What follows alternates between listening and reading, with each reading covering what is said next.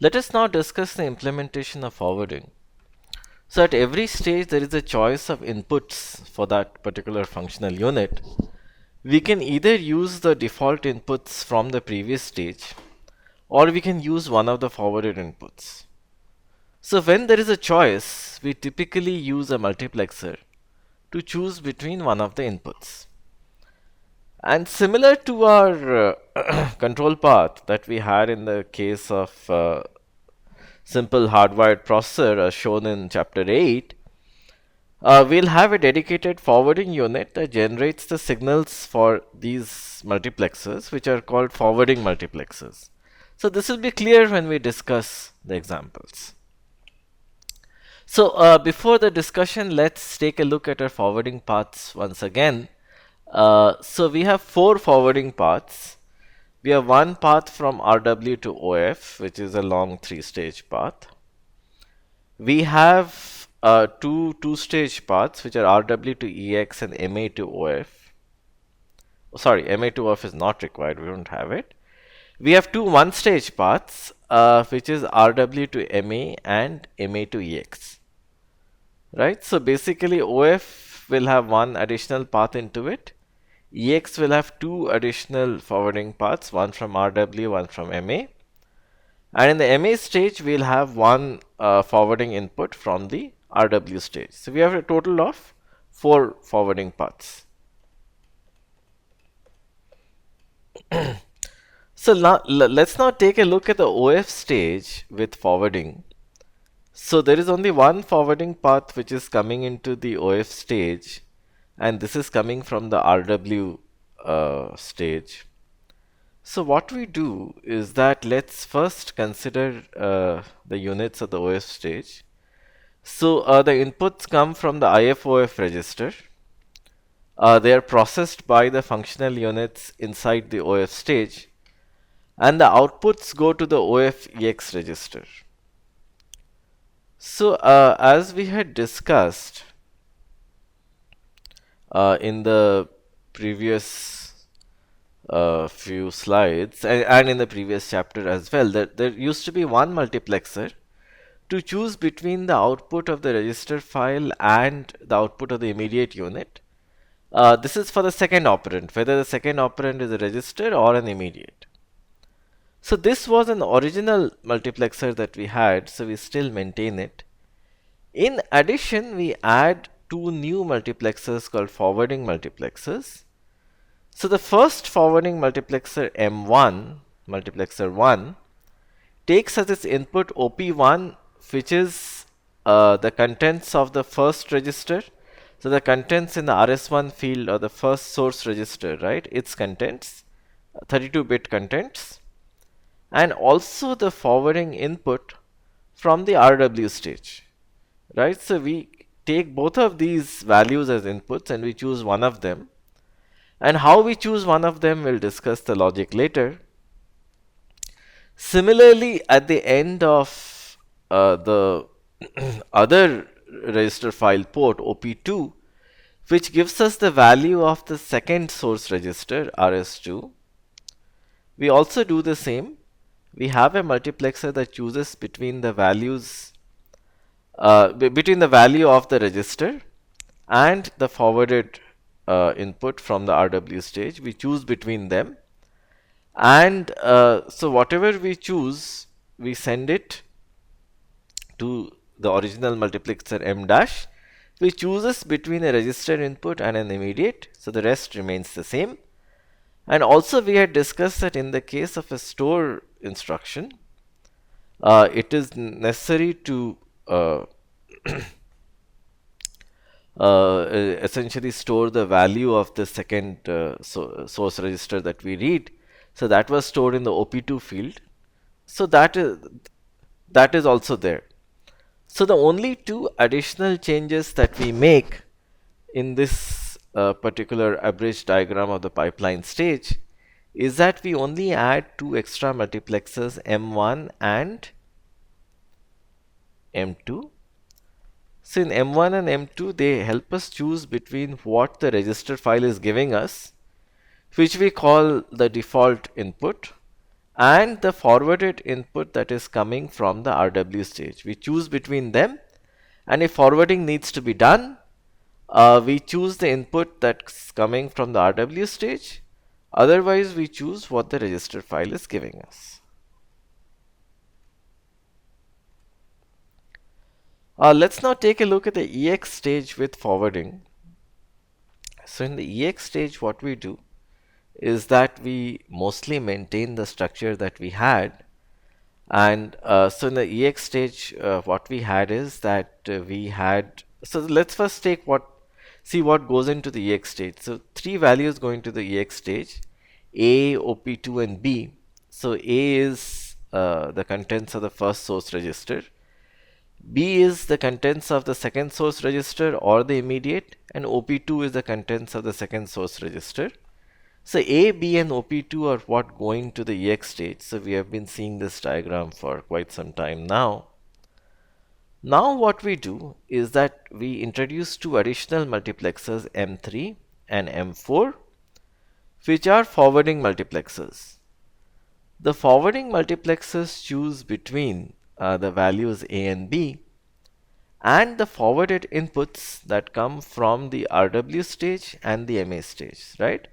So one forwarding input comes from the MA stage and one comes from the RW stage. So both of them are sent to these three input multiplexers, M3 and M4. So both for M3 and M4, what are the inputs again? One input is that one input comes from the previous stage, which is the OF stage. Two more inputs come from other stages, the MA and RW stage.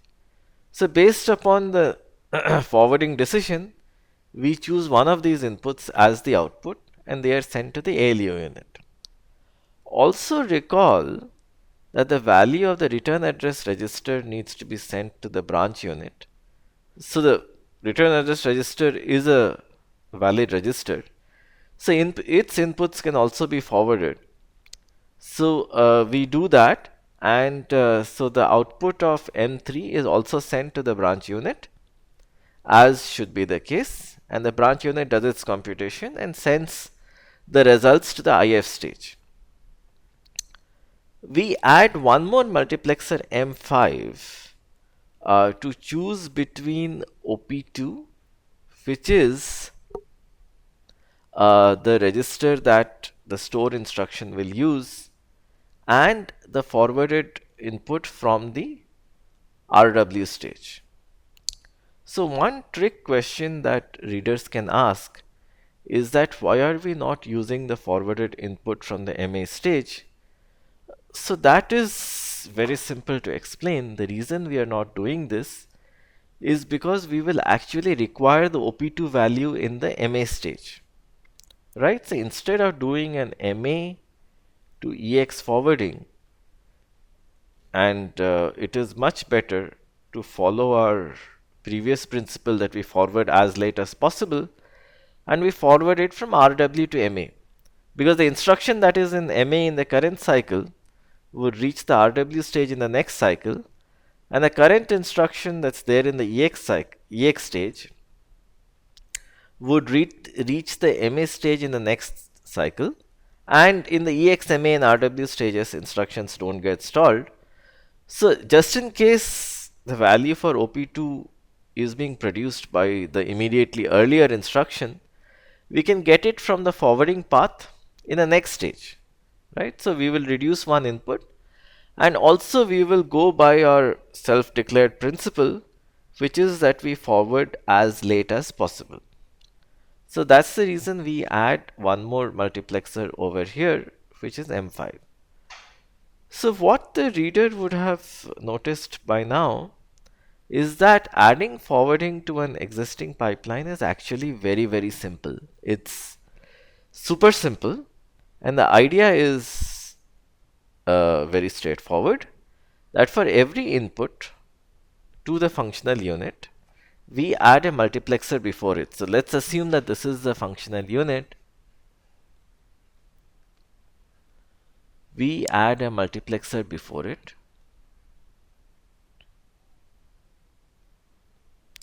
One of the inputs to the multiplexer comes from the previous stage, which is the default input, and the rest of the inputs come from the forwarding paths.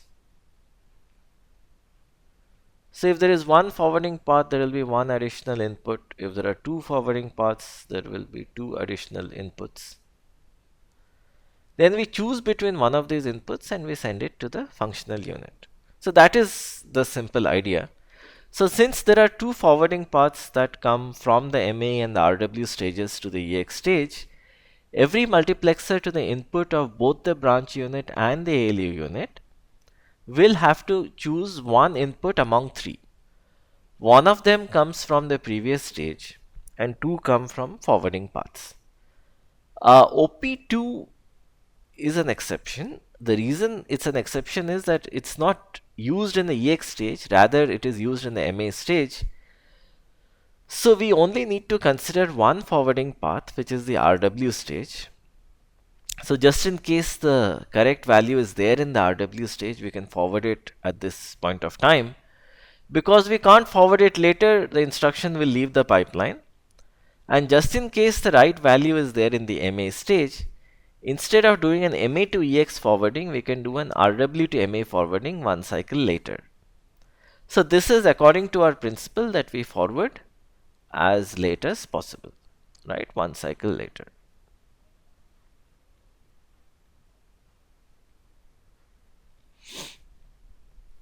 So let's now move to the next stage, which is the MA stage. In the MA stage also we maintain everything that was there in our previous pipeline.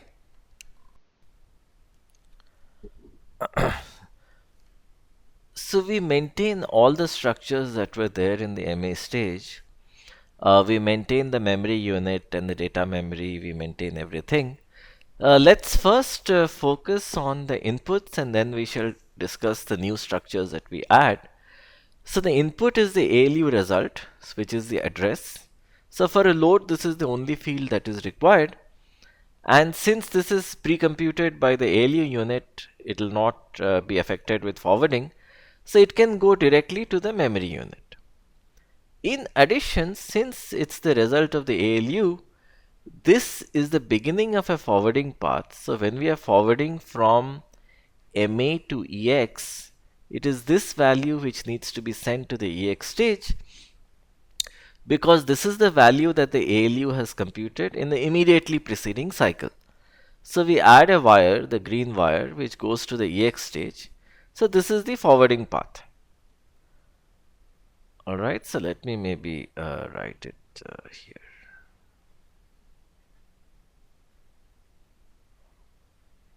Okay. Now in the case of a store, we need to save the contents of a register into memory. So this, we have been referring to the contents of this register as the OP2 field.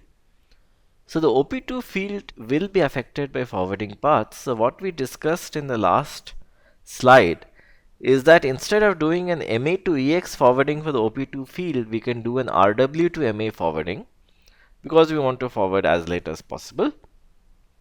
So we will use the forwarding path which is coming from the RW stage and going to the EX and OF stages.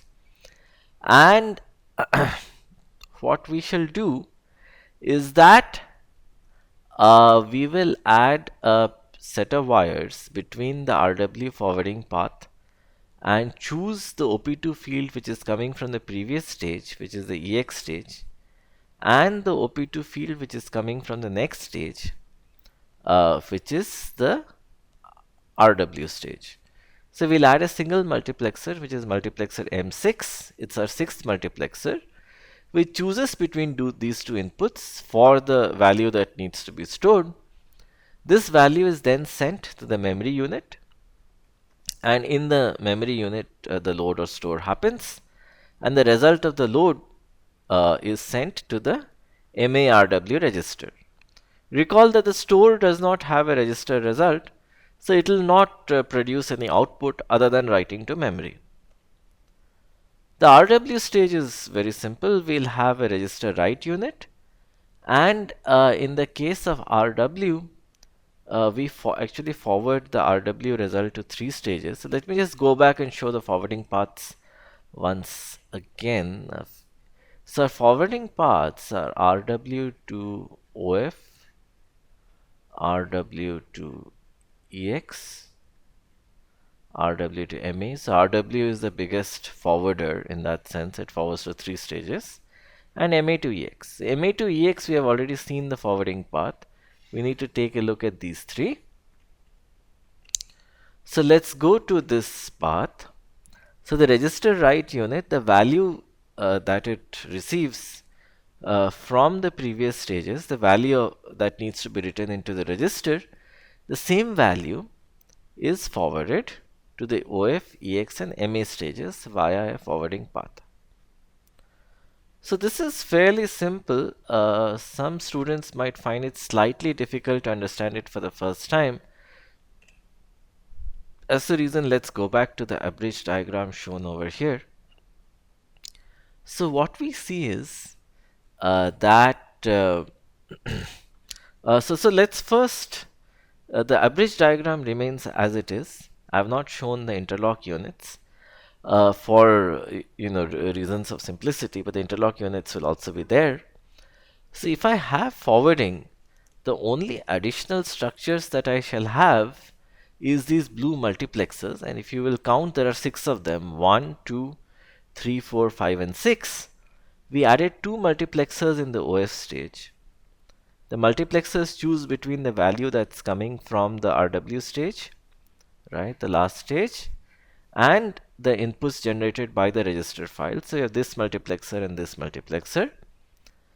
In the EX stage, we add 3 multiplexers because EX receives forwarded inputs from 2 stages, from the MA stage and the RW stage. So each of these 2 multiplexers chooses between the default input coming from the previous stage and inputs coming from the MA and RW stages respectively. We need to add one more multiplexer for the store value, because the store value might be coming from the RW stage. So this chooses between the value, the default value and the value coming from the RW stage. Then in the MA stage, so MA stage is both a consumer and a producer of forwarded information. So the value it receives in the previous cycle can be forwarded to other stages, namely the EX stage. So we add this green line over here, which is a forwarding path. And the MA stage at the same time receives a forwarded input from the from the RW stage. So the RW stage's input goes here. So we choose, so in the case of a store instruction, not required in the case of a load, but in the case of a store, we choose between the default input and the input coming from the RW stage with the help of our 6th and last multiplexer. The results go to the memory system and we perform a load or store. Finally, we have a register write unit, and which does the work of the RW stage. We also send the value that we get from the previous stages, right? So we shall either get a value from the EX stage or a value from the memory unit in the case of a load. So whatever the value is, we send it to the rest of the 3 stages, OF, EX and MA, via the red forwarding path. So that is, so let me remove the annotation on this slide. So this is pretty much all the changes that we need to do to implement forwarding. And it's not much. So if you think about it, we have added 6 multiplexers to choose between the default inputs and forwarded inputs. The 6 multiplexers, I can have a laser pointer here. Yeah. So the 6 multiplexers are 1, 2, 3, 4, 5 and 6. Then we have a set of wires that come from other stages, and depending upon the logic we choose between one of the inputs, and that input is the input for the functional unit. That's all. Now let's take a look at forwarding conditions. So we need to determine if there is a conflict between 2 instructions in different stages. So a conflict means a read after write dependency. So we find if there is a conflict for the first operand, RS1 or RA, and we find if there is a conflict for the second operand, which is RS2 or RD in the case of a store, and for the first case, RA in the case of a ret instruction. So we will always, so let's assume that there is an instruction in the OF stage, and it has a read after write kind of dependence or a conflict with instructions in all the three other stages, right? In the EX stage, in the MA and the RW. So basically for the same operand, we'll always choose the earliest. We'll always, this statement is not actually correct. We'll always forward from the latest instruction. So which basically means that if the instruction is coming from the EX stage, so let's assume that all the three instructions over here are, so this instruction is of the type add R1, R2 and R3, and all the three instructions over here are generating a value for R2. So we'll essentially forward from the EX stage because that is the latest stage, right? So EX stage is essentially overwriting the values of R2 produced by the two other stages. So we always forward from the latest instruction, that is before the current instruction. So let's take a look at the forwarding algorithm, which is very similar to the conflict detection algorithm. So let's look at the conflict on the first operand, which is RS1 or RA. So the input is the instructions A and B, and the possible forwarding is that instruction B is coming before instruction A. So B can forward some data to instruction A. So if a conflict exists on RS1 or RA, we return true. Otherwise, if there is no conflict, we return false. So let's see. So since A in this case is a consumer instruction, and it is one of the following: NOP, BQ, BGT, call, not, and move. It means that it does not use its first source, right? So it does not use the first source operand. It does not use the RS1 field. And since it does not read from any register, we cannot have a conflict, so we return false. Similarly, if B is a part of this set, which is NOOP, CMP, store, B, BQ, BGT, and ret, it means that we are not writing to any register, so we cannot have a read after write kind of dependency when registers are involved, so we also return false. Otherwise, we set the sources. So we say that SRC1 is A's RS1 field. However, we take this special case into account that if A is a return instruction, then we set SRC1 as RA. So refer to chapter 8, we had discussed this special case. So refer to chapter 8 for this. Similarly, we set the destination. So in the case of we consider the destination variable. So mind you, this entire algorithm needs to be implemented in hardware. So we are only showing the pseudocode over here. So the destination register should ideally be the RD field in instruction B. However, if instruction B is a call instruction, then the call instruction writes to the return address register, so dest will be equal to RA. Once we have set the source and the destination, we need to detect conflicts. So if SRC1 is equal to dest, which means that the first source of A is equal to the destination of B, then the read after write kind of conflict on registers exists, so we return true. Otherwise, we return false. So let's look at a similar algorithm for the second source operand, which is RS2 and RD in the case of a store. So the inputs are instructions A and B, and there's a possible forwarding path from instruction B to instruction A. So a conflict will exist on the second operand RS2 and RD. If a conflict exists, we return true. Otherwise, we return false, similar to the previous algorithm. So let's do one more thing. Let's first look at instruction A. So if it's a part of this set, NOOP, B, BQ, BGT, so it's a branch instruction or it's a call instruction, This means that it does not read from any register. In specific, it does not use the second source operand of the register, source operand of the instruction. So since it does not read from any register, let's straight away return false. Now, let's consider instruction B. So again, if instruction B is a part of this step, this set, no op, compare, store, branch, different flavors of branches and return, it means that it does not write to any register. So we can also return false, because if we are not writing to any register, we can't have a RAW dependence on a register. So we will also return false. Now let's see if the second operand is a register or an immediate.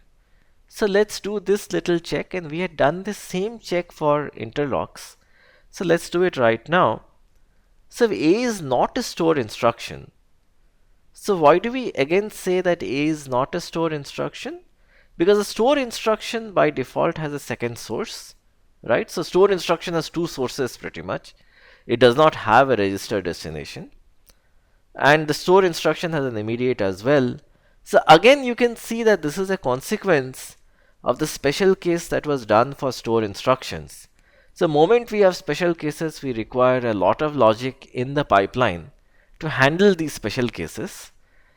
So that's the reason special cases should be avoided as far as possible. But when we did make an exception for the store instruction, we didn't have a choice. So coming back, if A's immediate field is set to 1, this means that it does not have a second register source. So we can happily return false. So this means that the second register source, does not exist.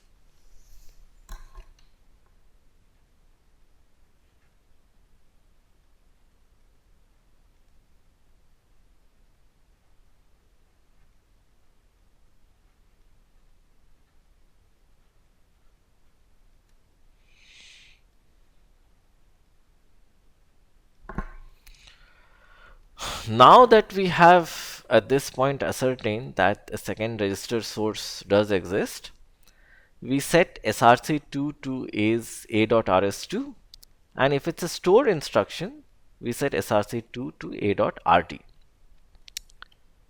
Then we set the destination to b.rd, and what we had done in the previous slide, which is that in the previous algorithm, right, algorithm 6, is that if B's opcode is a call instruction, then we set the destination to the return address register. This is because the call instruction writes to the return address register. Henceforth, detecting conflicts is very, very easy. We say if src2 is equal to dest, then we return true, means a conflict exists. There is a read after write dependency with registers involved. Otherwise, we return false. So this was the algorithm for the second source register. Let us now look at the relationship between interlocks and forwarding.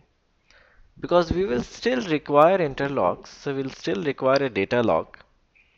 So we'll require it to check for the load use hazard, right? So the load use hazard exists, which means that in consecutive stages, we have a load first, and then an instruction that uses the result of the load, an ALU instruction in the EX stage, which uses the result of the load, will have a load use hazard, so a stall needs to be introduced.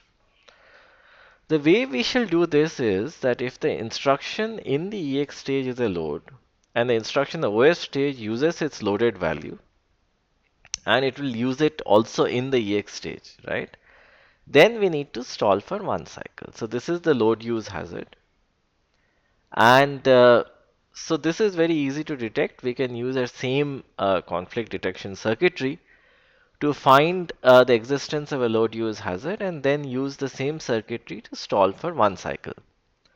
The branch lock remains the same as before, where we use option number 3, and if the branch is taken, we cancel, nullify, convert to bubbles the instructions in the IF and OF stages.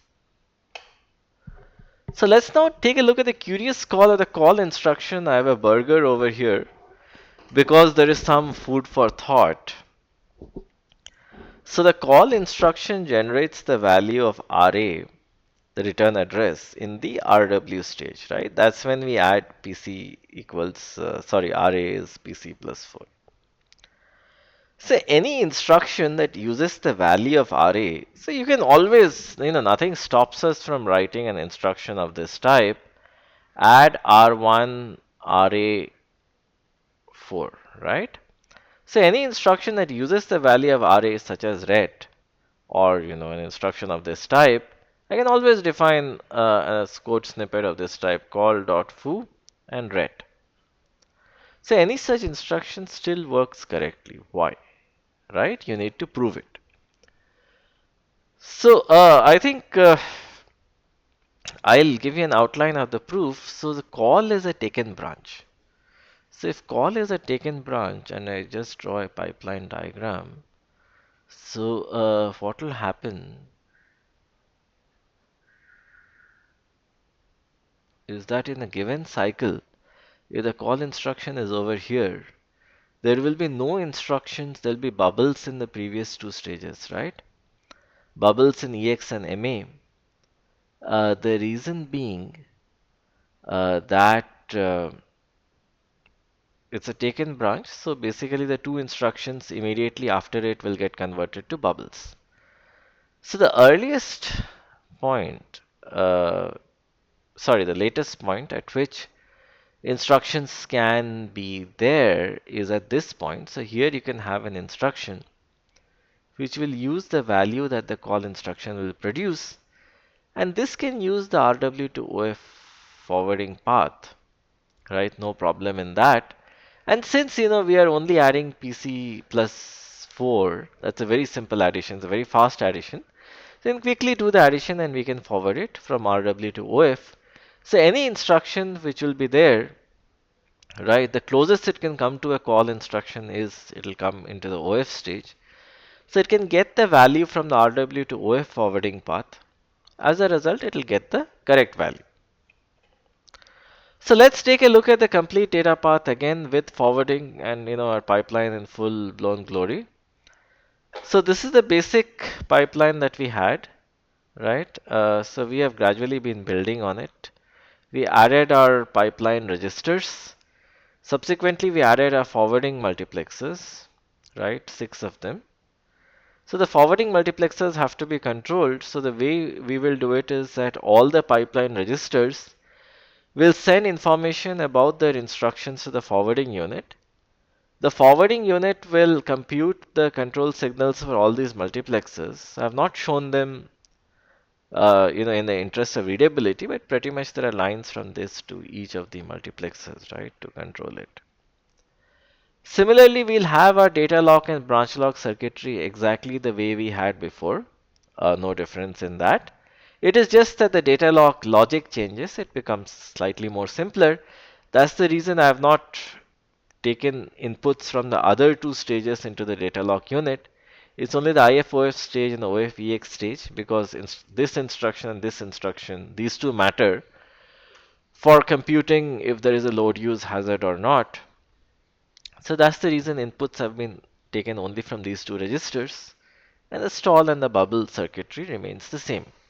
So just to summarize at this particular point, we have a fairly complicated processor on our screen. So it's a 5-stage pipeline. It's called a 5-stage in-order pipeline because instructions are not overtaking each other. They move in program order.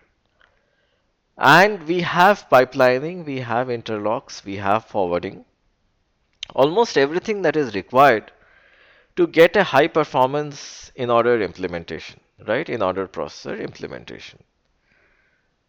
So this is great. It's just that it's fairly complicated. So you will see in the website of the book that we at least are distributing the Logisim and VHDL models of the base processor. So it does not have pipelining and interlocks and forwarding. But normally, as assignments, we ask students to create a pipeline with interlocks, pipeline stages, and forwarding, and they're able to do it. It's not a lot of work. So in a month or two, it's possible to do it, and it's a lot of fun. So I would advise all the readers and listeners, readers of the book and listeners of this video, that the right way and the most effective way of learning how to design a pipeline processor is to actually build one. So you can take a base processor that we have built in VHDL that does not have pipelining from the book's website, and then add pipelining to it. So it's a lot of fun. Alright, so now that we have seen forwarding, we can move on to the performance metrics of how to find out if a pipeline is fast or slow. So what do we typically mean by the performance of a processor, right? People will say one processor is faster than the other. So what do we mean by that? Well, the answer is almost nothing. So we should be asking a different question, because there was a problem in our previous question. So we should be asking what is the performance of the processor with respect to a given program or a set of programs, because it is possible that processor A is fast for a certain program and slow for another program, and vice versa, right? Processor B is faster is for some set of programs and slower for another set of programs. So we should, ask these questions in the context of a, set of programs. Second, how do we define performance? So let us define performance very simply as a quantity that is inversely proportional to the time it takes to execute a program. So what we do is that we take a CPU, we take a processor, and we give it a program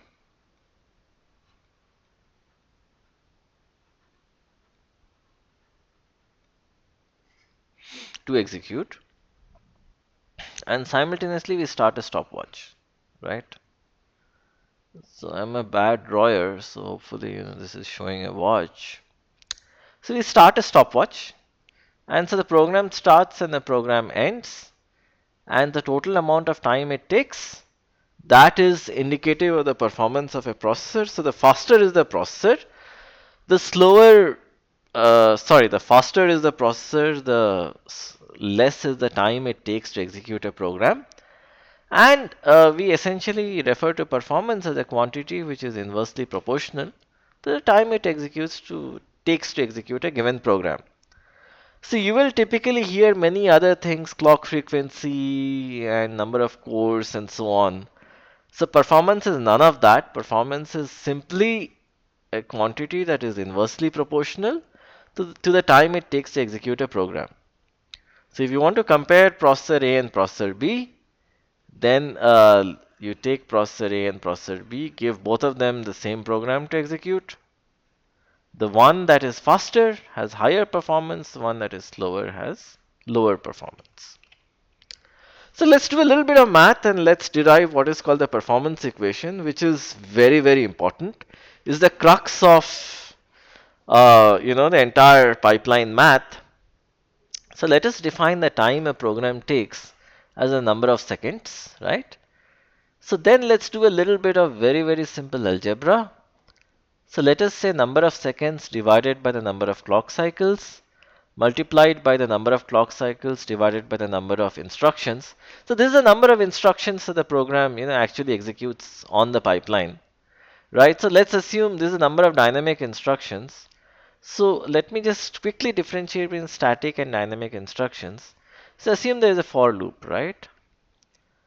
So it is possible that in the body of the for loop, inside the binary of the program, there are only 10 instructions. But if the for loop is running for 1,000 times, the number of instructions that the processor is seeing is 10,000, right? 10 times 1,000. So when we talk about number of instructions, we refer to this quantity. Is the number of instructions that the processor sees. These are called dynamic instructions. And then we multiply it by the number of instructions. So what we see is so it's a simple algebraic thing that we have done here. So the number of cycles will cancel out and number of instructions will cancel out. Oops, sorry, this should be a multiplication over here. So number of seconds divided by number of cycles is actually 1 by the clock frequency, because the clock frequency is the number of cycles per second. So this is 1 by the clock frequency, 1 by f. So f comes in the denominator here. The number of cycles divided by the number of instructions is called the CPI, cycles per instruction. This is very important. And the number of instructions we'll refer to as numinsts. So pretty much the time that a program takes is CPI, the number of clock cycles per instruction, multiplied by the total number of dynamic instructions in the program that the processor sees, divided by the frequency. So as you can see, this is the time a program takes. It's not just the frequency, there are other variables. So let us define performance, which is a quantity which is proportional to 1 by the time.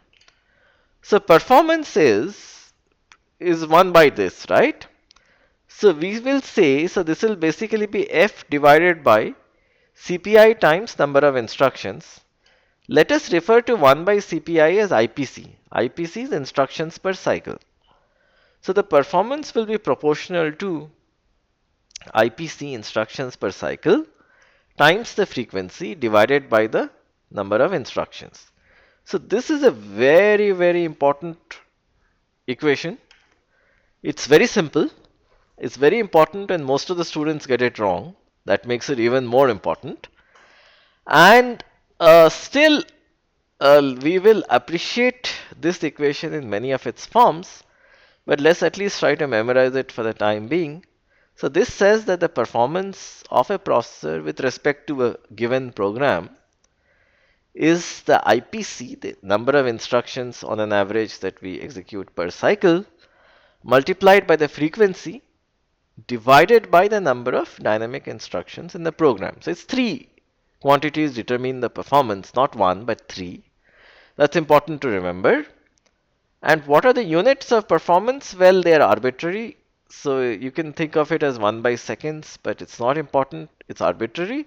As long as the definition is being used in the same manner, it's being used consistently. Alright, so let's again remember the performance equation, which is performance is proportional to IPC, instructions per cycle multiplied by the frequency divided by the number of instructions. So the number of instructions, numinsts, let's see what determines it. So let us once again, for the benefit of the listener, differentiate between static instructions and dynamic instructions. So a static instruction is something like this. So the binary or the executable of a program will always contain a list of static instructions. So as we had shown in a for loop, if you have 10 instructions inside the for loop, right, then it's essentially 10. But now if the for loop runs for 1000 iterations, the total number of instructions that the processor sees is 10,000, and each 10,000 of them are dynamic instructions, which is pretty much a running instance of a static instruction. And this is created by the processor when the instruction enters the pipeline, right? So even if there are 10 instructions in the code of the for loop, if the for loop executes 1,000 times, the 10,000, 10 times 1,000, 10,000 instructions are pretty much being created by the processor. So a dynamic instruction, which is exactly numinst, is the number of instructions that the processor actually sees.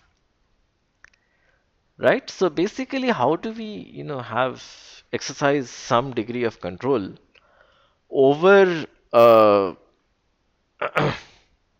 dynamic instructions?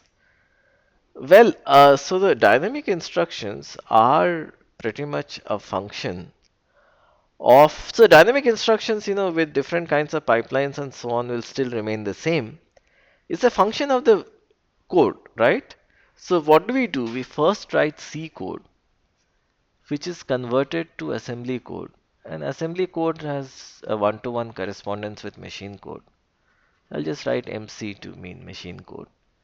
So a smart compiler can essentially reduce the number of dynamic instructions, right? The number of executed instructions by essentially generating code which is more compact. Instead of generating code which requires a lot of instructions. A smart compiler can do a lot of things to ensure that the generated code is fairly compact, and we also do not have dead code. For example, a lot of times programmers would write some pieces of code which are actually not used. So the compiler can remove all of that. That is one thing that the compiler can do. Other things that the compiler can do is, if let's say at any point some computation is being repeated, it can avoid that. So in a similar manner, when we are generating assembly code, where the compiler needs to keep in mind that reducing the number of instructions will actually really help us. So let's look at some of these schemes once again. So dead code removal means that programmers often write a lot of code which does not determine the final output, so it can run but it has no effect. So this code is redundant. So this can be identified and removed by the compiler. Often what programmers also do is they will create very, very small functions, and small functions have a lot of overhead. We need to call the function, we need to return from the function, we need to spill registers and restore registers. Instead of that, so for example, I can define a function of this type, right?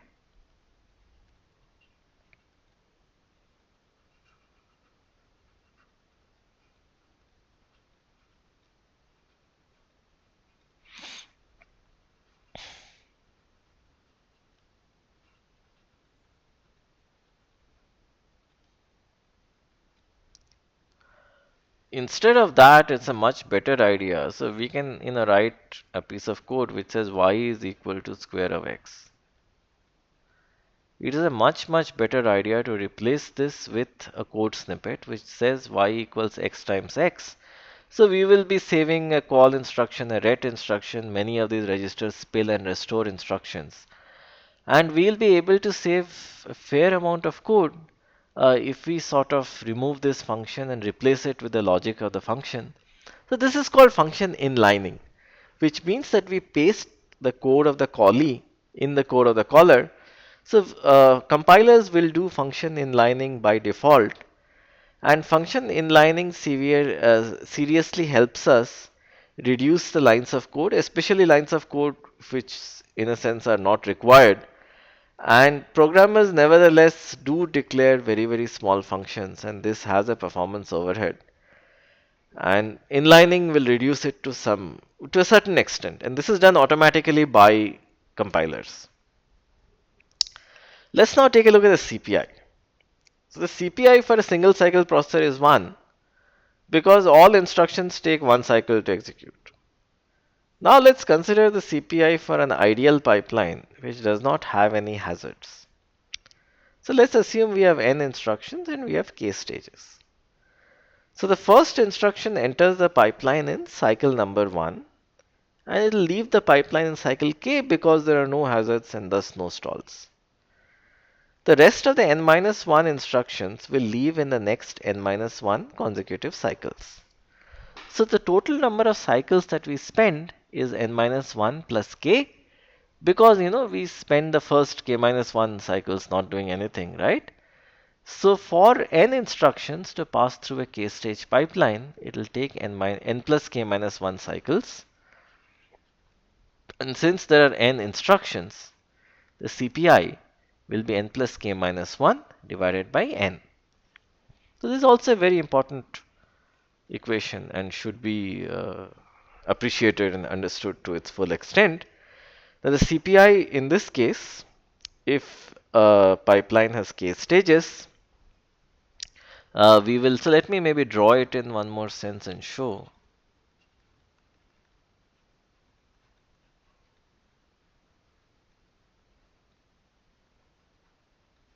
So in the first cycle, if the first instruction enters the first stage, then at the end of the kth cycle, it will leave the pipeline. Subsequently, in every single cycle, one instruction will leave the pipeline. So then the total amount of time required will be n minus 1 plus k, same as n plus k minus 1. So CPI will be n plus k minus 1 divided by n. Let us now compute. So we have looked at the CPI. So what is the third component? It's the frequency. So let the maximum amount of time that it takes to execute any instruction within the processor be T max, and let us refer to this as the amount of algorithmic work. So let us again assume that we will not, in the case of a single cycle pipeline, in the case of a single cycle processor, which has only pretty much one stage, we'll not divide the execution of an instruction into two clock cycles, right? Because we don't have a pipeline. So in this case, the minimum clock cycle time that we can afford is Tmax, because Tmax is pretty much the maximum time it takes to process a single instruction. So what will be the maximum possible frequency? Fmax will be 1 divided by Tmax. In the case of a pipeline, let us assume that all the pipeline stages are balanced, which means that they do the same amount of work. It takes the same amount of time to flow through them. So the time per stage and the total amount of work, that you do, the total time it takes for an instruction to finish its execution is Tmax. If there are k pipeline stages, the time per stage will be Tmax divided by k. Furthermore, so in pipelines, we have pipelines. So the typical structure is like this, that we have a pipeline register slash latch.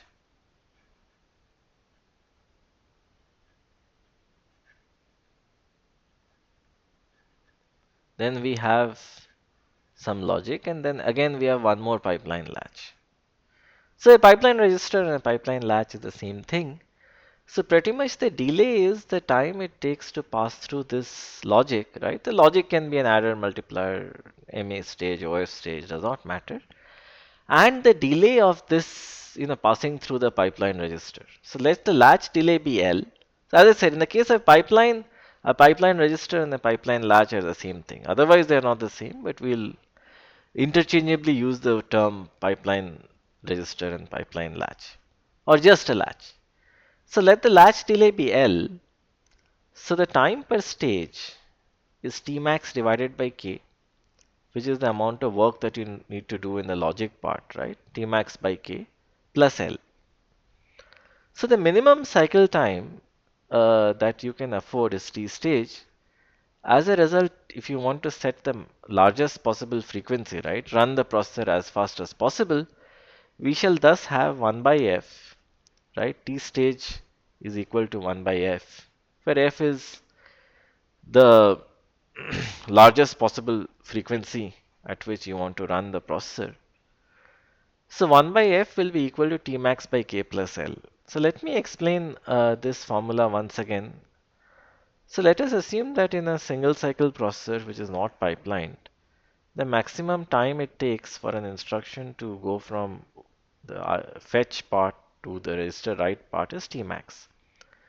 Now if we divide this into k parts, the time per stage will be Tmax by k. Also, when we are dividing it into k parts, the division is not always perfect. So basically the signal also passes through a pipeline latch. The pipeline latch has a certain delay associated with it, so let's refer to it as L. So the total delay is Tmax by k, which is the amount of time it takes for the instruction to pass through the logic part of the pipeline, and the latch, which is Tmax by k plus L. So if we assume, so this is the minimum time, it'll take for one instruction to complete one stage. So if we assume that our frequency is the maximum possible value as large as possible, we'll have 1 by f is equal to Tmax by k plus L, right? So this will give us the highest possible frequency.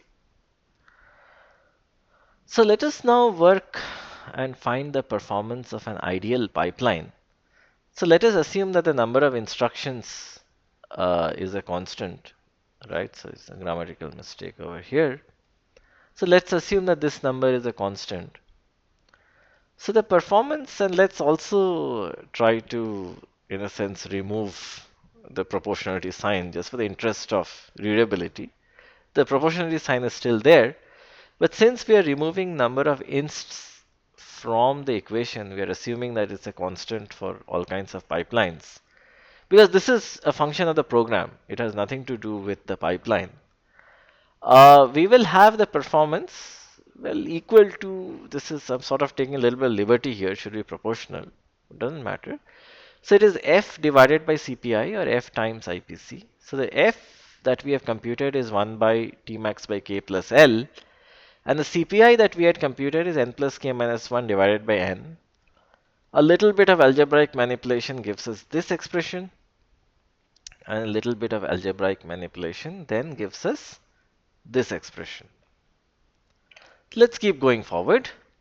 So in this case, what do we see? We see that latch delay is here. N is the, so let's look at what these terms mean. L is the latch delay.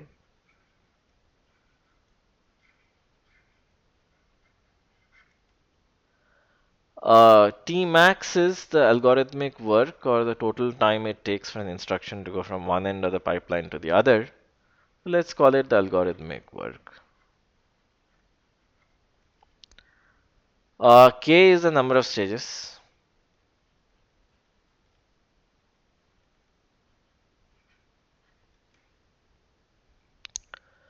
That's all. And N is the number of instructions.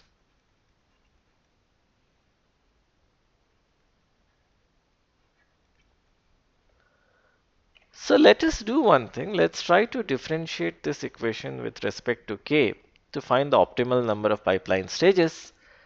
So when we take a derivative with respect to K, this is the equation that we get, and this is the final solution that we get. This is the optimal number of pipeline stages. So as you see, in a pipeline with no hazards, the optimal number of pipeline stages is dependent on the number of instructions. So in fact, as the number of instructions tend to infinity, the number of optimal pipeline stages will also tend to infinity, which is not really a very practical thing, but since we have assumed an absolutely ideal pipeline, we are getting, very ideal yet unrealistic results. Also, the number of optimal pipeline stages in this case, the K, I would say K opt, right? K optimal is proportional to the square root of T max, square root of total amount of algorithmic work, and it is inversely proportional to the latch delay. So the higher is the latch delay, right? As the latch delay increases, the optimal pipeline stages actually decrease, right? And lower is the latch delay, we can have more pipeline stages. So given the fact that we have appreciated this, let us move to the case of a non-ideal pipeline which actually has hazards and interlocks and stalls and bubbles and everything. That will give us a much more realistic formula to work with, and we will use exactly the same methods of analysis. Before moving to a non-ideal pipeline, we'll just spend a quick half a minute discussing the implications of all the math that we did. So the first thing is that as we increase the latch delay, we should have, lesser pipeline stages, right? A lower number of pipeline stages. So this is because we need to minimize the time wasted in passing through latches, accessing latches. As we increase the amount of algorithmic work, we require more pipeline stages for ideal performance. This is because more pipeline stages will help distribute the work better and also consequently increase the overlap across instructions between instructions. The second is that as the number of instructions tends to infinity, the number of ideal pipeline stages also tends to infinity. And the higher startup time will get in a sense amortized in the long run. But again, this is for ideal pipelines, so let's quickly move to a non-ideal scenario, a realistic scenario. So ideal CPI ideal is 1 when you have no stalls. In reality, we do have stalls, right? So the ideal CPI is one, when number of instructions also tends to infinity, but in reality we do have stalls. So the CPI, the clock cycles per instruction, will be the clock CPI ideal, which in this case is 1, plus the stall rate. The stall rate is the number of stalls per instruction times the stall penalty, right? It'll simply be a weighted mean. And this is also a very important formula, which should be appreciated and in a sense remembered for later use. So this is trying to say that in any non-ideal processor, the CPI, or the clock cycles per instruction, is equal to CPI ideal. CPI ideal is basically the CPI on a pipeline with no stalls. So there, every cycle one instruction will come out of the pipeline. So since every cycle one instruction is coming out, this clock cycles per instruction. So assume that we have a k-stage pipeline, right? At the end of the pipeline, we have a person standing here. In an ideal pipeline, he would see that every cycle one instruction is coming out. So the person would compute the CPI ideal to be equal to 1. Now assume that there are some stalls. If there are some stalls, the person here can also find that given an instruction, what is the probability that it will suffer from a stall? That's point number 1. And point number 2 is that if it suffers from a stall, for how many cycles does it stall, right? So that's the stall penalty. So we need to make some assumptions here for a k-stage pipeline. So let's make some standard assumptions which have been made in other texts as well. So let us assume that the stall rate is a function of the program and its nature of dependencies.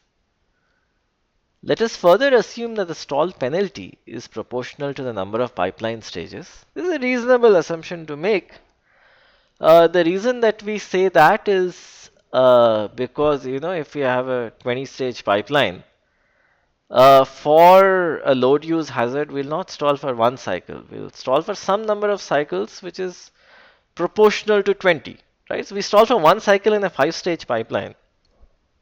But if we divide each of these single stages into 4 more stages, hopefully, we expect that instead of stalling for one cycle in a 20-stage pipeline, we might stall for 3, 4 cycles, right? It'll scale. So both these assumptions are strictly not correct in the sense they cannot be mathematically proven, but they are sort of empirically observed, and people think that it more or less correlates with what they have seen in real experiments, and it also correlates with their common sense. So we'll use this to make a mathematical model. So we'll say that the CPI is the CPI that we have observed before, which is n plus k minus 1 by n.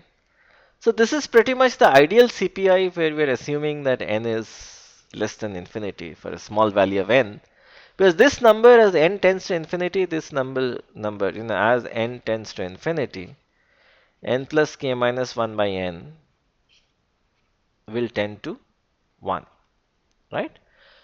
So let us assume that even for small values of n, this will be, this does capture an ideal CPI.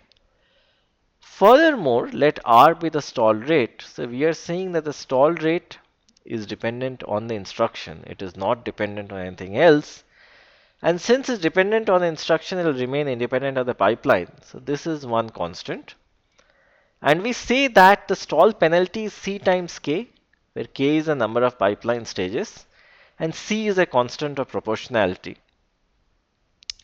So as a result, the stall rate, which is again independent of the number of pipeline stages, and the stall penalty, which is proportional to the number of pipeline stages, Ck.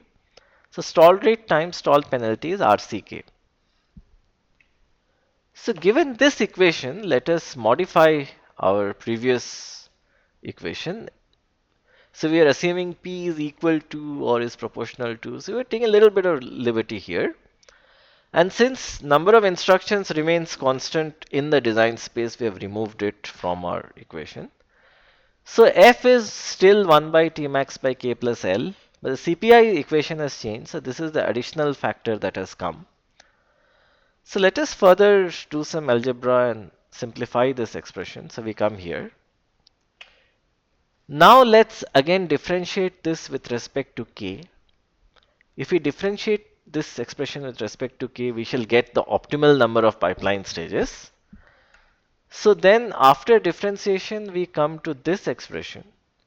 As n tends to infinity, we get the optimal number of pipeline stages, let's call it k opt, is equal to the square root of T max. T max is the algorithmic work divided by the latch delay multiplied by R, which is the stall rate, and C, which is the constant of proportionality for the stall penalty, right? Square root of T max by LRC. So this is the result that we get after all our algebra. And let's quickly try to appreciate what this equation is trying to tell us.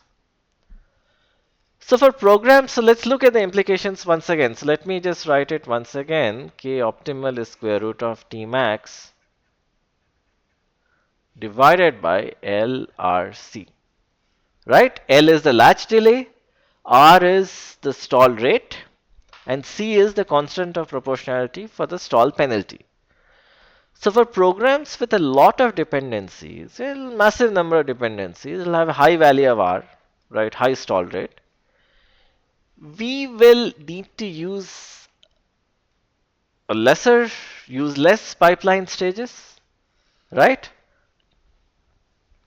Why is this case? Because we don't, so let's consider the pathological case where every instruction has a load use hazard with the instruction just before it, right? That is possible. So in this case, we actually don't gain much by heavily pipelining the processor, right? So pipelining only works when the number of dependencies between instructions are limited, such that we can take actual benefit of pipelining will accrue, and the number of bubbles that we'll introduce will be low. So that's the reason as we increase the stall rate, it calls for a reduction in the number of pipeline stages. Now for a pipeline forwarding, the stall penalty will be lower, much lower. So C is smaller than a pipeline that uses interlocks, right? Because in interlocks we are stalling for more cycles, for 3 cycles. For forwarding, most of the time we don't stall, and even if we do stall, in the case of a load use hazard, we stall for only 1 cycle. So C is smaller. So in this case, for a pipelining that is using forwarding, since C is smaller, the optimal number of pipeline stages will actually be more. So for a pipelining with forwarding, it makes sense to make it deeper. Deeper means add more stages. So it will require a larger number of pipeline stages to get optimal performance. Let me maybe summarize this. Forwarding implies have more stages.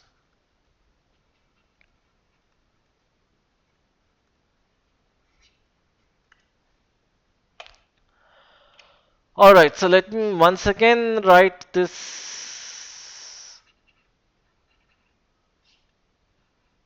expression. So the optimal number of pipeline stages is directly proportional to square root of T max by L. So the ratio of square root of T max by L, which is the total amount of work that needs to be done to process a single instruction, divided by the latch delay, is not really changing across technologies. So even as transistors get smaller, so look, as transistors get smaller, Tmax will reduce because smaller transistors are faster, right? So for an instruction to go from the beginning of the pipeline to the end of the pipeline, it will take a lesser amount of time. Simultaneously, latches are also getting faster, right? Roughly by a similar factor. So Tmax by L will remain the same. As a result, the number of pipeline stages will not change very significantly. So this explains why the number of pipeline stages has remained more or less constant for the last 5 to 10 years. Because Tmax by L remains more or less constant, R is anyway dependent on the nature of the programs. And C is a constant which also remains the same. So since over the years as transistors get smaller, It's only Tmax by L that we expected to see some change in, but that is also not changing. So it does not really make sense to increase the number of pipeline stages. So let us now do a little bit of math. So hopefully we have understood this. So I need to make another very, very important point at this point. So what is the real advantage of pipelining? The real advantage of pipelining, let's actually go back to this equation over here. So there are three factors in performance. One is the frequency. One is the IPC. So the performance equation can be thought of like this: that the performance is proportional to the frequency multiplied with the IPC divided by the number of instructions. So what pipelining allows us to do is it allows us to crank up the frequency. So it's Tmax by K plus L. So as we increase K in a certain, so we're decreasing the time per stage, and so then we can crank up the frequency. If the frequency increases, hopefully the performance will increase. But simultaneously, as the frequency increases and the number of stages increase, so this K over here is getting offset by a K in the denominator. So the IPC, there'll be an effect on the IPC. The IPC will most likely come down. But at one point, you'll have a maximum. So for a lot of papers which have plotted the performance in the y-axis versus the number of pipeline stages, what they have actually found is that at till one point, we can increase the frequency and we'll get higher performance. After that, the performance kind of decreases. So they choose the optimal point, and the optimal point gives us the optimal performance as well as the optimal number of pipeline stages. See, anyway, you can students can plot this equation and see, for representative values and how things change. So let's consider a typical math. So let's consider two programs where the fraction of loads is 0.4, 40% loads, 20% branches, and 50% of the branches are taken branches. Another program which has 30% loads, 10% branches, and 40% of the branches are taken branches. The ideal CPI is 1 for both the programs, and let 50% of the load instructions suffer from a load use hazard. Assume that the frequency of P1 is 1 and the frequency of P2 is 1.5. The units don't matter. So compare the performance of P1 and P2. So we will see many examples of this type where you're given an instruction miss, you're given the fraction of load use hazards, the frequencies of processor 1 and processor 2, and let's compare the performance. So we know that the CPI new, right, the CPI is CPI ideal plus the stall rate times the stall penalty. So we will see take the ratio of loads, multiply them with 0.5 because half of the loads suffer from a load use hazard. So this is the ratio of loads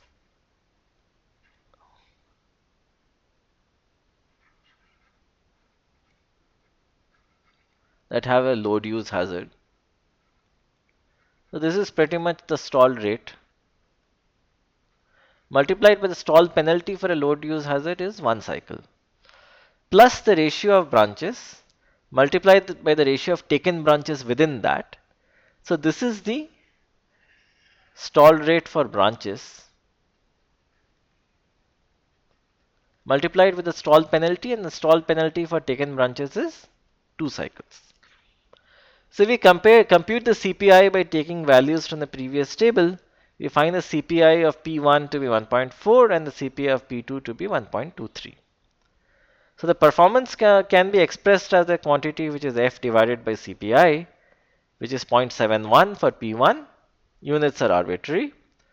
Similarly, the performance of P2 is equal to F divided by CPI, which is 1.5 by 1.23, which is 1.22. Since the performance of P2 is higher, we can say that P2 is faster than P1. So we shall often use the term, and for arbitrary units, we'll use the term AU when the units don't matter, right? But what is the most important takeaway point from this slide is the way that we compute the CPI. So CPI is CPI ideal plus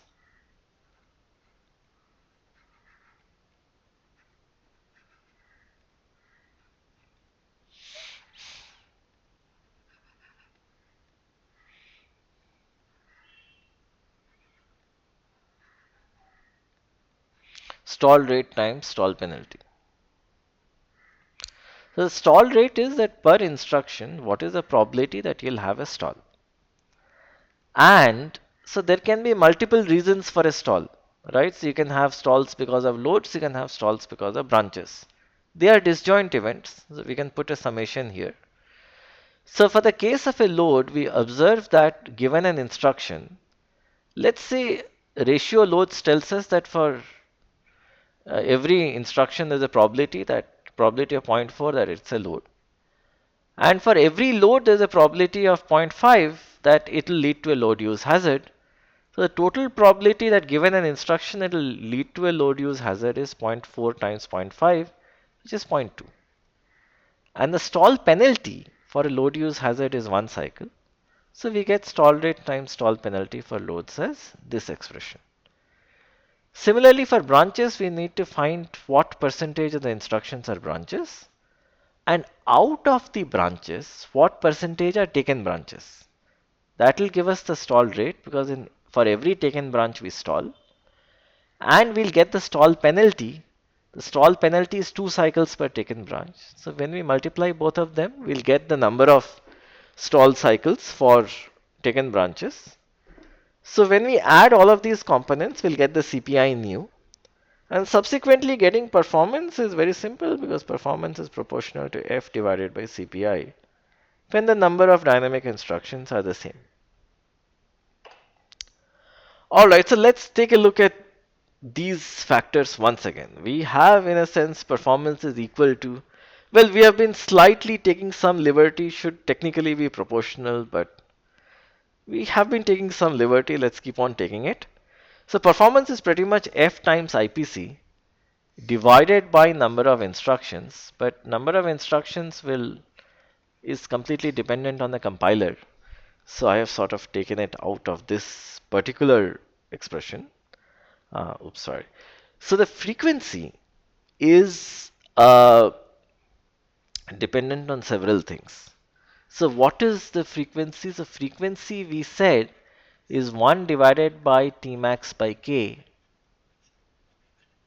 plus L. So it's dependent on the algorithmic work, which is the time an instruction takes to go from the beginning of the pipeline till the end, divided by the number of pipeline stages plus the latch delay. So Tmax and L are completely dependent on the way that the circuit is made and the speed of transistors, right? So this is pretty much dependent on the transistor technology and the circuit. Transistor plus, transistor plus circuit technology.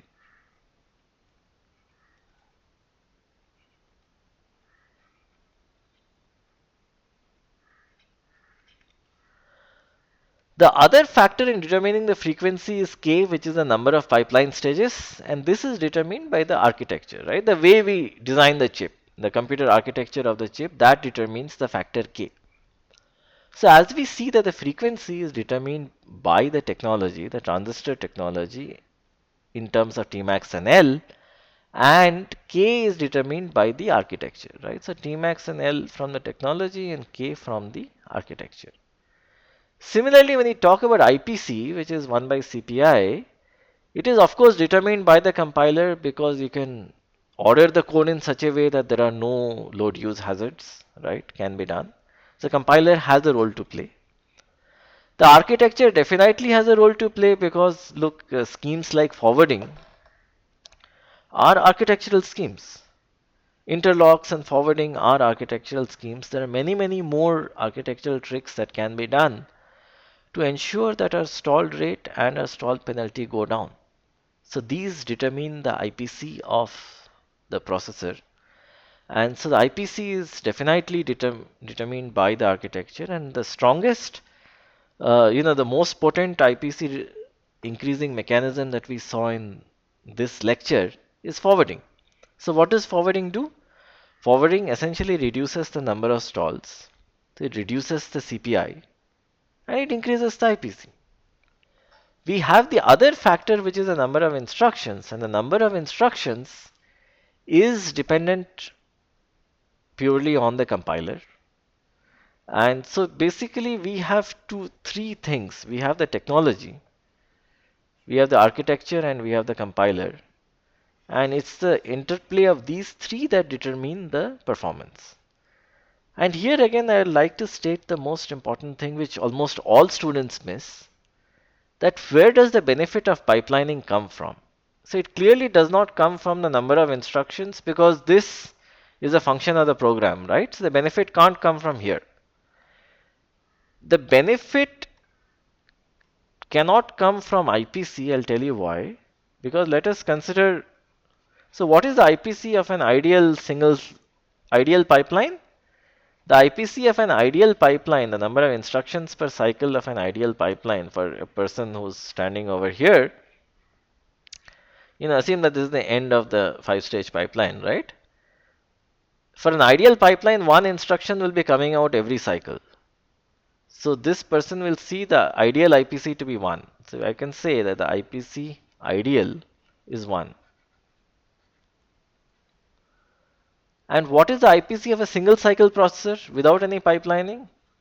Well, every instruction is completed in a single cycle.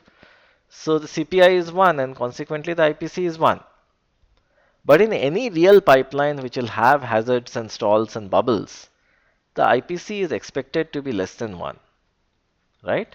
Because we will actually have stalls, right? So we need to stop. We can't process every instruction in one cycle. We have dependencies. So the number of instructions remains the same. It cannot be a factor. IPC decreases. So it definitely cannot be a factor. The only factor that is responsible for increasing performance is frequency, right? So let me delete the ink on this slide because I want to make a very important point.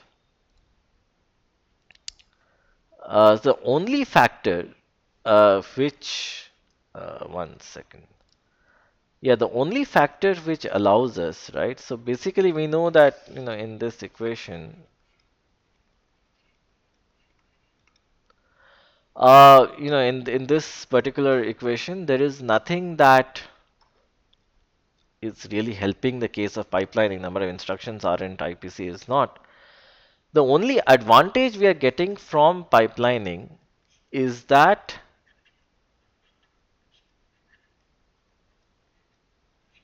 we can reduce Tmax by K by increasing the number of pipeline stages.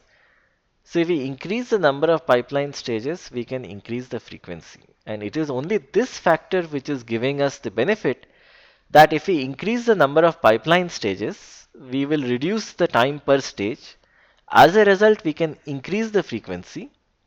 And by increasing the frequency, we'll be increasing one term in the performance equation. The IPC will maybe slightly decrease as we have been seeing, but that's okay. As long as the product increases, we are just fine. And so that's the advantage. The advantage of a pipeline, listen to this very carefully. The advantage of a pipeline is that it allows us to increase the frequency. When we increase the frequency, the numerator of the performance equation, one term of the numerator of the performance equation increases. And as we increase the frequency, we need to increase the number of pipeline stages also. Ultimately, that will have negative effects in terms of IPC. As a result, we can't increase the frequency arbitrarily high, but frequency will definitely, from our math, the optimal frequency will be 1 divided by Tmax divided by K optimal, which is the 1 square root of Tmax by LRC. Plus L, right? So we'll have an optimal frequency at which the performance peaks. So if let's say I plot, the number of pipeline stages or the frequency versus performance, I will see, some uh, graph like this where there is an optimal frequency at which the performance is highest, and this is exactly what pipelining allows us to do. We can keep on increasing the frequency till some point, and we'll get higher and higher and better performance. And that's the advantage. Now let's say that we are not allowed to increase the frequency because somebody will say that this is not something that a transistor can support, or the power dissipation will become very high. So then the natural limits are placed on increasing the frequency. But still, if we are pipelining a processor and we don't increase the frequency, we are not going to get any performance benefit. The performance benefit only comes by increasing the frequency, and that's the crux of the pipelining idea. That if we don't increase the frequency after pipelining a processor, we get nothing in terms of performance. Only when we increase the frequency, we get something.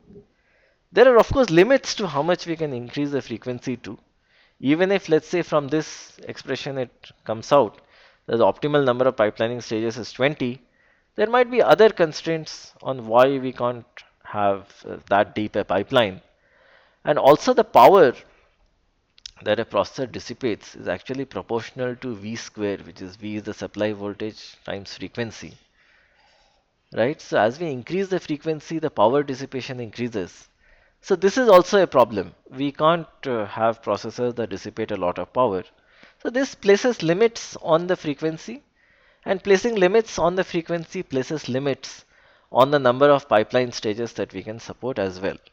That's one reason why, at least over the last 10 to 15 years, the number of pipeline stages have remained roughly constant between 10 and 15, and the frequency has also remained roughly constant between 2 and, let's say, 3.5 gigahertz.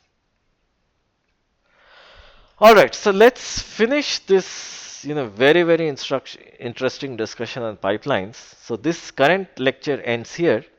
The last part, the fourth part of this lecture series, will look at advanced topics on how to handle interrupts and exceptions. So that will be the last part of this lecture series.